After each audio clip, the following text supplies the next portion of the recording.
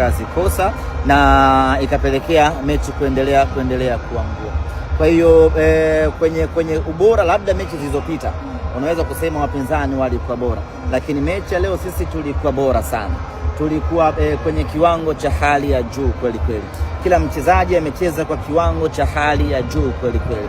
Ni kukosa nafasi za wazi ambazo tumezitengeneza ndizo ambazo zimetufanya leo tuondoke kwa tofauti ya goli moja, lakini all in all sisi timu tunayo, na hapa ni kwenda kuongezea kidogo tu, hasa kwenye eneo la umaliziaji. Twende tukafanye vizuri kwenye michuano ambayo iko mbele yetu. Mmeboresha kwenye safu hiyo ya ushambuliaji, mna Soa ambaye hajapata nafasi, lakini mna Selemani Mwalimu. Mnaona mkija kufanya vizuri kwenye ligi pengine? Ya, bila shaka Soa leo hakupata nafasi ya kucheza kwa sababu alikuwa anatumikia adhabu yake ya kadi nyekundu, lakini tumeona kiwango cha Selemani Mwalimu alipoingia amefanya kazi kubwa kweli kweli.